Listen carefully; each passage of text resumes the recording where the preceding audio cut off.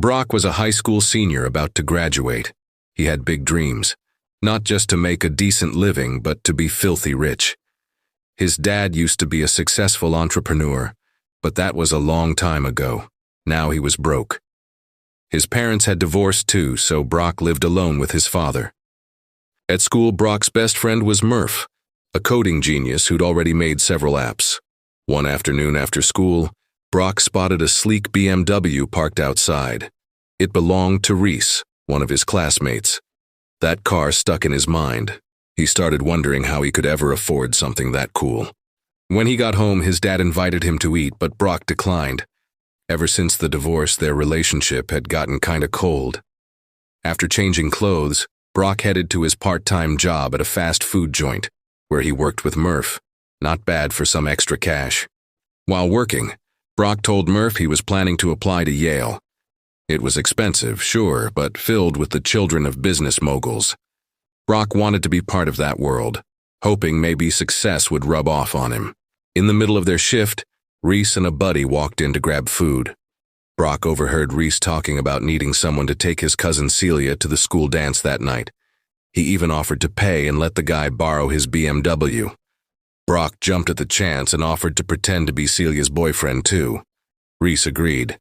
That night, Brock showed up at Celia's house in Reese's car. Her parents were super welcoming, but Celia wasn't into it at all.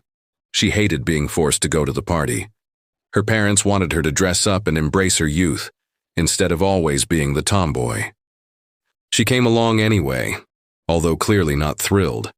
On the way, she even suggested they ditch the party and hang out at a food stall instead. She thought school dances were just for rich kids showing off on social media. But Brock insisted this was a job, and he wanted to be professional. At the dance, Celia was clearly miserable. Everyone was busy posing and snapping pics. Brock tried to cheer her up by dancing with her. Just as things were getting better, the music slowed down. They kept dancing, but Brock got distracted by a beautiful girl who just walked in, Shelby. While sneaking a glance at her, he accidentally stepped on Celia's foot, twisting her ankle. As he helped Celia, Shelby came over to say hi, even inviting him to her after party. Brock was tempted, but Celia said her ankle hurt and asked to go home, so he went with her. Back at her place, Brock was frustrated. Turned out Celia could walk just fine. He felt tricked, especially since he was hoping to see Shelby again. But Celia brushed it off. She told him Shelby was out of his league anyway, a rich girl he had no chance with. Better to give up now than get hurt. While they were arguing, her dad showed up and Celia hurried back inside. After the job was done, Brock returned the car to Reese. Reese thanked him for helping his cousin. Before leaving, Brock asked how Reese could afford a BMW, considering his family wasn't wealthy. Reese said he'd earned it himself. It wasn't a gift. That answer stuck with Brock. It fired him up to find his own path to success. The next day at the restaurant, he told Murph about his business idea, a rent-a-boyfriend service. He asked Murph to help build the app. Murph agreed. He'd always supported Brock's dreams. A month later, the app was ready. Murph explained how it worked, as simple as ordering food. He even added a feature to track Brock's savings toward Yale. They'd already promoted it on social media. Now it was just a matter of waiting for orders. Brock was touched to have a friend like Murph. That night, while stalking Shelby's Instagram, he got his first notification. An order had come in. He was pumped. Week after week, the business grew. More and more girls started booking Brock. One morning, Celia called and asked for a favor. She needed Brock to pretend to be her boyfriend again, this time at a party at Shelby's house. She was hoping to make a guy named Franklin jealous. Brock agreed. It was a chance to see Shelby again. He told Celia to just book through the app next time to keep things simple. That afternoon, Brock talked to Murph about Shelby, but Murph seemed distant. He felt like Brock had changed. Success was making him cocky.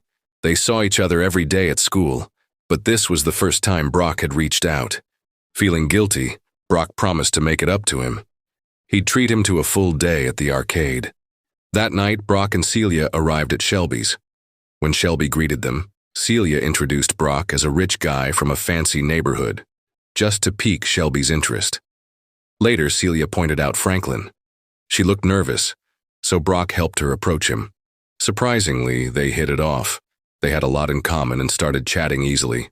Brock faded into the background but was glad the plan worked, even if he felt a little jealous. Later, Brock ran into Shelby again. Now that she believed he was rich, she seemed more into him. They talked for a bit, then Brock found Celia sitting alone. She told him Franklin had asked her out the next night. Brock was genuinely happy for her. Before they left, Brock shared his dream of going to Yale. Celia offered to help. Her dad was close with the dean. She said she'd set up a meeting. Brock was super grateful. The next day, Celia took Brock to Yale. After waiting a while, Brock was called into the dean's office. He was nervous, but thankfully he'd researched the dean's favorite hobby, beekeeping. Brock said he had a small bee farm, too. The dean lit up, and they chatted for a long time.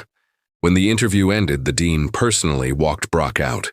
Before leaving, Brock promised to bring the best honey from his farm if he got in. Outside, Celia was shocked. Since when did Brock have a bee farm? Brock laughed.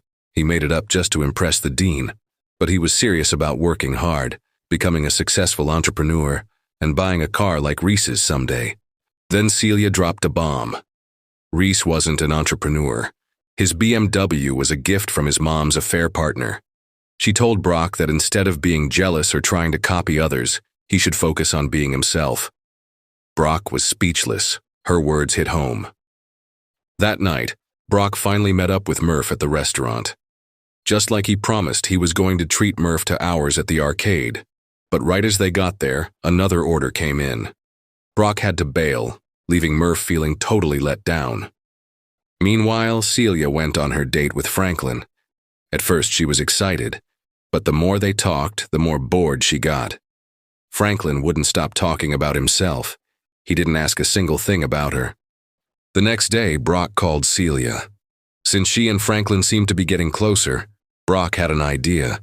They could fake a breakup at Shelby's birthday party to make it easier for Franklin and Shelby to make a move. Celia agreed, though she felt a tiny bit jealous deep down. At the party that night, Celia sat next to Franklin. Brock showed up and started acting, pretending to be mad and accusing Celia of cheating. But his performance was way over the top. Celia got genuinely hurt, slapped him, and walked out, leaving Brock full of guilt. Outside, Shelby found Brock alone. She comforted him, and in that moment, something shifted.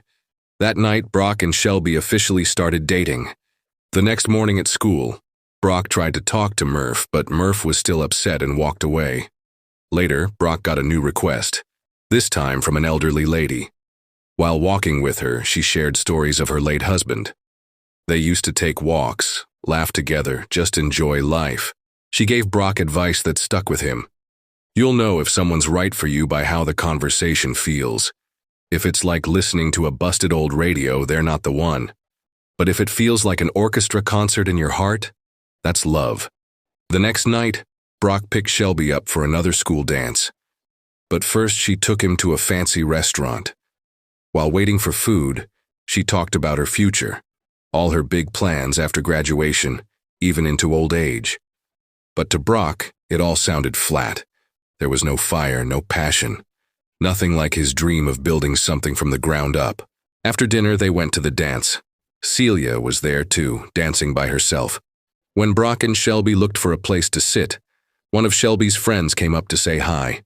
Brock panicked. He knew her. She was one of his clients. There was no way to lie his way out, so Brock came clean. He told Shelby everything about his business, his real background, the lies. Shelby was shocked and broke up with him on the spot. Back home, Brock found his dad watching TV. For the first time, he felt like he needed to talk. He told his dad everything, the app, Yale, the drama with Murph, Celia, Shelby. His dad listened quietly and said he was proud. Brock was growing up. He gave one piece of advice. Don't try to fix everything at once.